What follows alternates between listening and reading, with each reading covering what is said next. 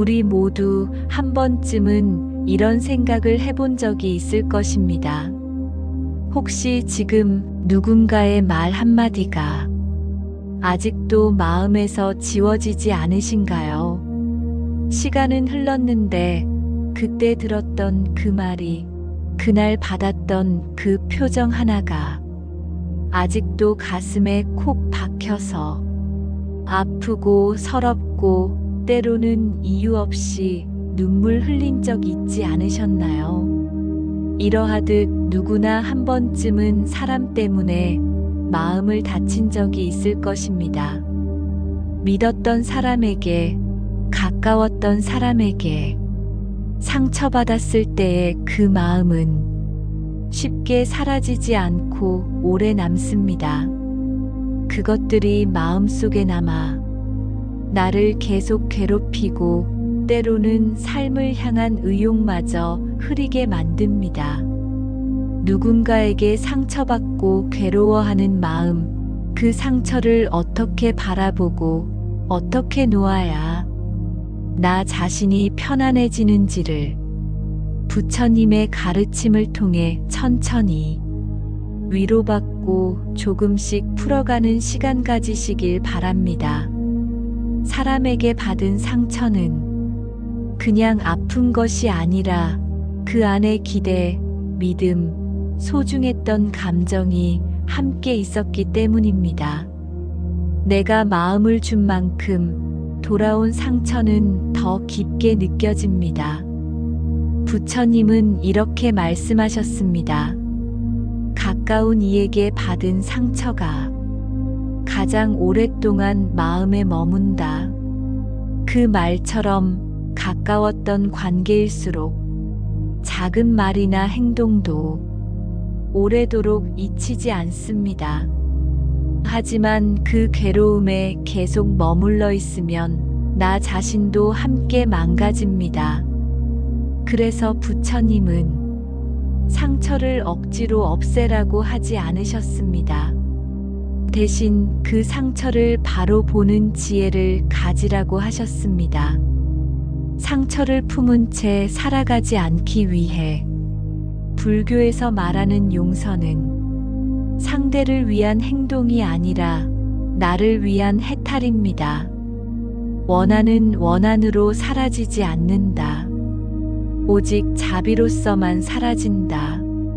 상대가 사과하지 않아도, 잘못을 인정하지 않아도 우리는 마음속에서 그 사람을 놓아줄 수 있습니다. 왜냐하면 그 상처를 품고 있는 한 가장 괴로운 사람은 바로 나 자신이기 때문입니다. 상처를 준 사람을 이해한다는 건 그 사람을 용서하거나 인정하라는 뜻이 아닙니다. 왜 그런 말을 했을까? 그 사람은 어떤 마음 상태였을까? 그 사람이 그럴 수밖에 없었던 이유는 뭘까? 이런 질문을 해보는 것, 그것이 바로 자비의 시작입니다. 타인의 잘못을 보기보다 내 마음의 반응을 살펴보라. 어쩌면 그 사람도 자기 삶에서 지쳐 있었고 상처받았고 그 감정을 조절하지 못했을 수 있습니다. 그걸 인정해 준다고 해서 그 행동이 옳아지는 건 아니지만 내 마음이 그 사람에 대한 집착에서 벗어날 수 있게 됩니다. 상처를 다스리는 방법은 억누르거나 참는 것이 아닙니다. 불교에서는 지켜보는 것을 가르칩니다. 감정이 올라올 때 바로 반응하지 않고 한 걸음 물러서서 바라보는 연습. 이것이 바로 관의 수행입니다. 그 사람을 떠올릴 때마다 마음에 화가 올라온다면 잠시 눈을 감고 심호흡을 하며 이렇게 말해보세요. 그 사람의 말은 지나갔다. 그 감정은 지금 여기에 없다. 나는 더 이상 그 말에 머물지 않겠다. 이것을 매일 반복하다 보면 감정의 힘이 점점 약해지고 나를 더 이상 휘두르지 않게 됩니다. 상처를 없애는 게 아니라 놓아주는 것입니다.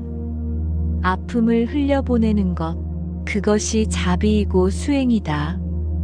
가만히 앉아 상처받았던 순간을 떠올려 보세요. 그리고 그때의 내 감정을 억지로 밀어내지 말고 그저 바라보세요.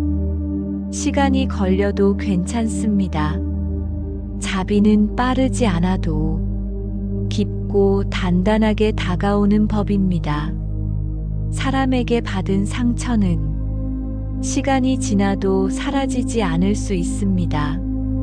하지만 그 상처가 나를 무너뜨리는 것이 아니라 오히려 나를 더 단단하게 만들 수 있도록 마음을 다스려야 합니다.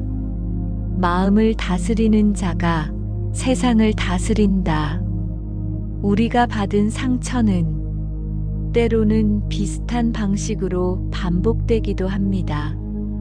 늘 참아주는 사람이 되고 항상 손해보는 관계에 머물러 있고 나중엔 스스로를 탓하게 되지요. 그럴 때 부처님께서는 이런 말씀을 하셨습니다. 지혜로운 이는 자신을 반복된 괴로움에서 꺼내고자 한다. 상처를 다스린다는 건 그저 참고 넘기는 것이 아니라 그 상황에서 배움을 얻고 다음 인연 속에서 나를 지키는 힘을 기르는 일입니다. 어떤 상처는 관계를 계속 유지하면서 회복할 수 있지만 어떤 관계는 조용히 내려놓아야 비로소 나를 보호할 수 있습니다. 불교에서는 이렇게 말합니다. 인연이 닿으면 머물지 말고 악연이 되기 전에 놓아라. 관계를 끊는 것이 미움의 표현이 아니라 더 이상 자신을 아프게 하지 않기 위한 자비로운 선택일 수 있습니다. 누군가를 용서하면서도 그 사람과 거리를 둘 수 있습니다. 내 마음의 평화를 지키기 위해서 용서는 화해가 아닙니다. 용서는 이해하고 그 뒤로 한 발 물러설 수 있는 지혜입니다. 상처를 줄이는 가장 좋은 방법 중 하나는 경계를 세우는 것입니다.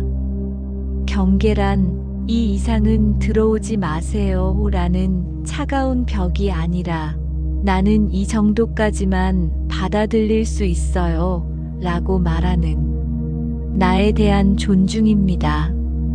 부처님께서는 이렇게 말씀하셨습니다.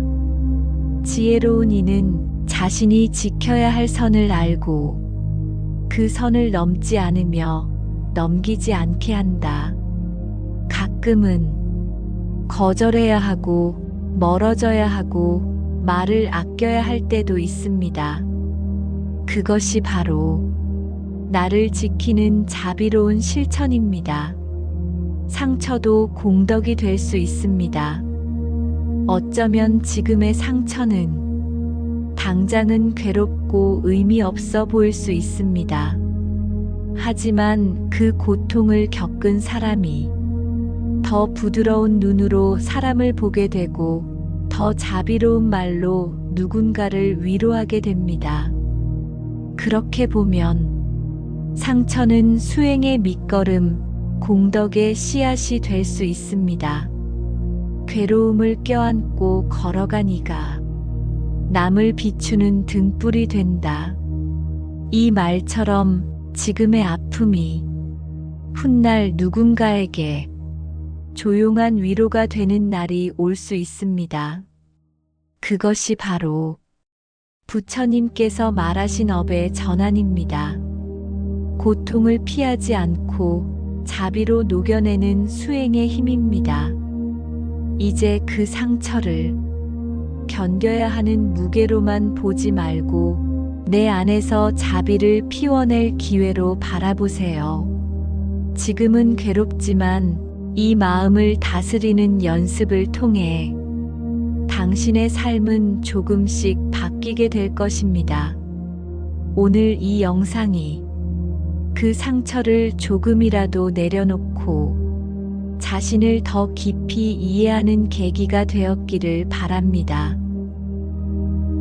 나무아미타불.